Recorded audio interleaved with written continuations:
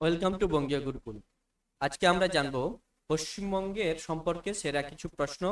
আজকের quiz set পশ্চিমবঙ্গের উপরে, পর্ব 2। চলুন জেনে নিই 15টি বিশেষ বিশেষ প্রশ্নগুলি। বিশেষত নবম শ্রেণীর জন্য এই প্রশ্নগুলি গুরুত্বপূর্ণ। চলুন জেনে নিই। প্রথম প্রশ্ন, উত্তর পূর্ব ভারতের প্রবেশদ্বার হলো শিলং, শিলিগুড়ি, কলকাতা, সুন্দরবন। উত্তর পূর্ব ভারত মানে নর্থ ইস্ট যাকে বলা হচ্ছে, সেই নর্থ ইস্টের যেতে হলে কোন শহরের উপর দিয়ে যেতে হবে, এরকম প্রশ্নটি। চলুন,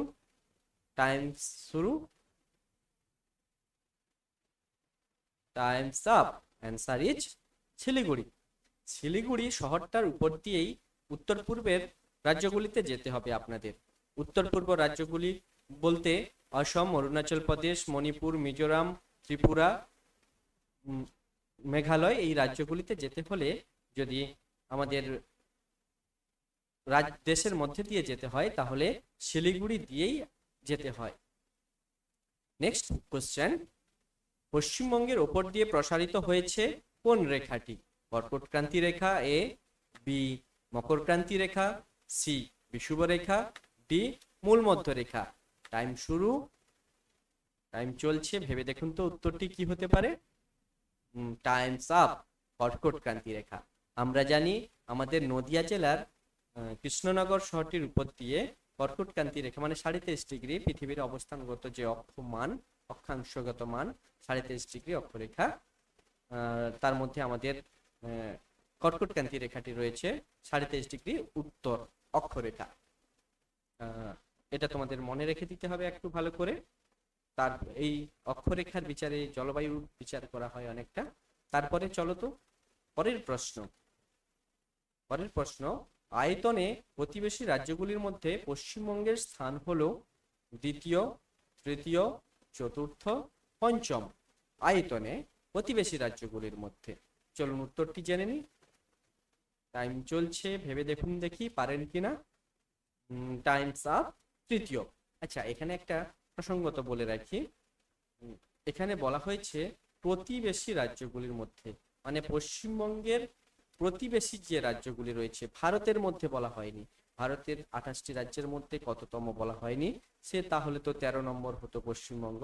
কিন্তু এখানে প্রতিবেশী রাজ্য বলতে উড়িষ্যা, ঝাড়খণ্ড, বিহার, তারপর সিকিম, অসম, এই রাজ্যগুলির মধ্যে আয়তনের বিচারে কত। আমরা জানি উড়িষ্যা খুব বড় একটা রাজ্য, বিহার বড় রাজ্য, তারপরে তৃতীয় স্থানে আমাদের পশ্চিমবঙ্গ রয়েছে প্রতিবেশী রাজ্যগুলির মধ্যে। চলুন পরবর্তী প্রশ্ন জেনে নিই। পরবর্তী প্রশ্ন, জনসংখ্যার বিচারে প্রতিবেশী রাজ্যগুলির মধ্যে পশ্চিমবঙ্গের স্থান কত? আগে আয়তনের বিচারে জেনেছিলাম, এবার চলুন তো জনসংখ্যার বিচারে। আমরা এটাতে খুব একটা পিছিয়ে থাকি না যদিও। চলুন, এ প্রথম, বি তৃতীয়, সি তৃতীয়, ডি চতুর্থ। সময় চলছে, দেখুন তো উত্তরটি পারেন কিনা, জানা আছে কিনা। Times up. দ্বিতীয়। জনসংখ্যার বিচারে আমরা জানি উড়িষ্যাও একটি জনবহুল রাজ্য, পশ্চিমবঙ্গের স্থান দ্বিতীয় জনসংখ্যার বিচারে।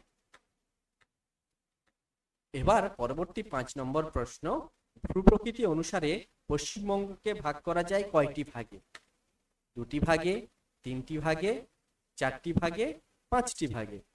চলুন, সময় চলছে, উত্তর জেনে নেব আমরা। 3, 2, 1। Times up. উত্তর হবে 3টি ভাগে।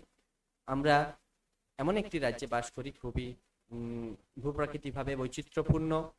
উত্তরে দার্জিলিং অংশ, যেটা দার্জিলিং, জলপাইগুড়ি, এই অংশগুলো পার্বত্য অঞ্চল রয়েছে।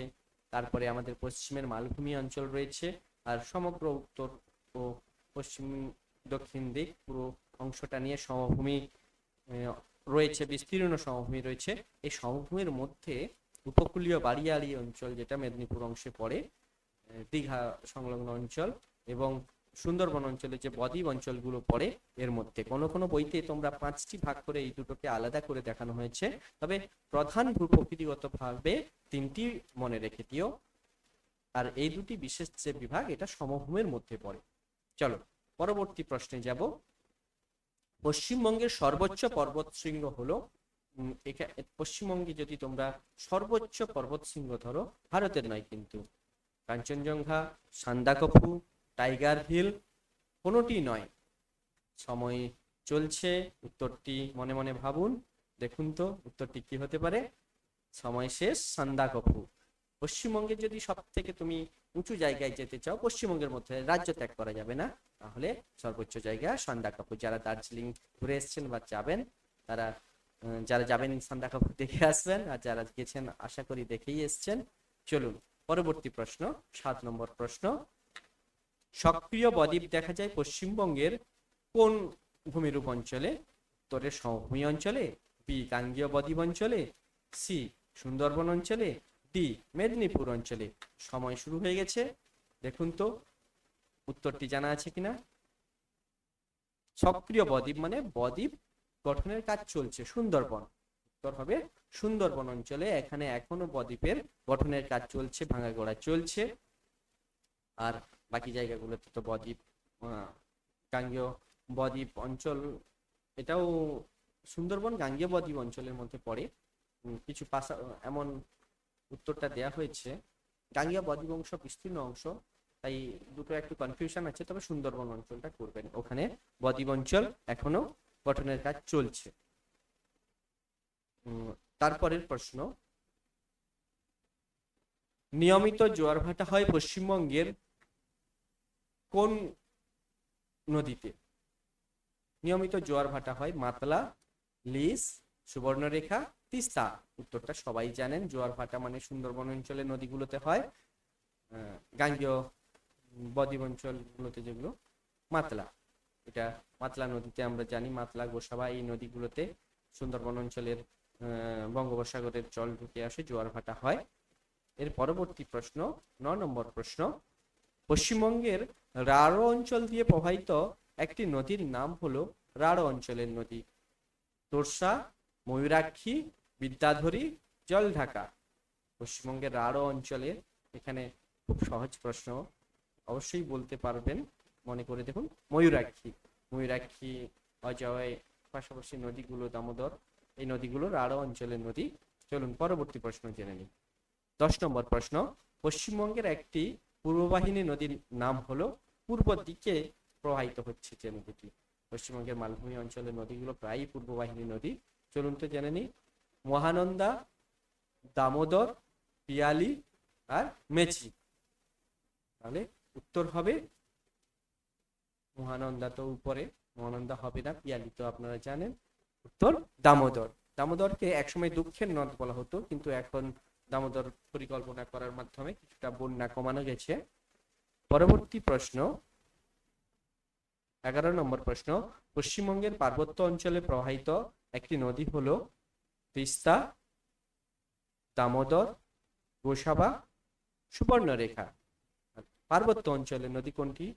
একদম সহজ প্রশ্ন, সময় চলছে, দেখুন তো সঠিক উত্তরটি ভাবতে পারছেন কিনা। তিস্তা, আমরা জানি তিস্তা পশ্চিমবঙ্গের পার্বত্য দার্জিলিং অংশে তিস্তা রয়েছে। তিস্তা দুটা ভাগও করেছে ওই অংশটাকে, তিস্তার পূর্ব দিকের অংশ, পশ্চিম দিকের অংশ বলে দুটো রয়েছে। এর পরবর্তীতে, পশ্চিমবঙ্গে সারা বছর কয়টি ঋতু দেখা যায়? অতি সহজ প্রশ্ন। পশ্চিমবঙ্গের, আমরা ছোটবেলাতে রচনাও লিখতেন, পশ্চিমবঙ্গের কয়টি ঋতু, ঋতু বৈচিত্র্য এইসব। সময় চলছে, আপনি উত্তর জানেন, বেশি বলার কিছু নেই। গ্রীষ্ম, বর্ষা, শরৎ, হেমন্ত, শীত ও বসন্ত, 6টি ঋতু। পরবর্তী প্রশ্ন, 13 নম্বর প্রশ্ন। পশ্চিমবঙ্গ কোন জলবায়ু অঞ্চলের অন্তর্গত? এটা আমাদের জানতে হবে। সারা পৃথিবীতে জুড়ে বিভিন্ন অঞ্চলে বিভিন্ন জলবায়ু দেখা যায়, কখনো অতি শীতল সাইবেরীয় জলবায়ু, তুন্দ্রা জলবায়ু, আবার অতি গরম নিরক্ষীয় জলবায়ু। কিন্তু আমরা কোন জলবায়ুতে থাকি চলুন তো জেনে নিই। নিরক্ষীয় জলবায়ু, মৌসুমী জলবায়ু, পার্বত্য জলবায়ু আর তুন্দ্রা জলবায়ু। তাহলে পশ্চিমবঙ্গের প্রধান জলবায়ু হলো, সময় চলছে, ভেবে দেখুন, উত্তরটা সবাই পারবেন। টাইমস আপ, মৌসুমী জলবায়ু। পরবর্তী প্রশ্ন, 14 নম্বর প্রশ্ন। পশ্চিমবঙ্গে কালবৈশাখী ঝড় দেখা যায় কোন মাসে? আপনারা সবাই জানেন, বাংলা মাস বলে দেবেন বৈশাখ জ্যৈষ্ঠ মাসে। চলুন তো ইংরেজি মাসটা মিলিয়ে দেখুন তো। A April May, B June July, C August September, D May June মাসে। তো সবাই আশা করি মনে মনে করেও নিয়েছেন। টাইম শেষ, সময় শেষ এপ্রিল মে মাসে, বৈশাখ জ্যৈষ্ঠ মাসগুলোতে আমাদের যে প্রবল গরমের সময়ে আমগুলো ঝরে পড়ে, কালবৈশাখী দেখা যায় সকালে আম কুড়াতে যাওয়ার।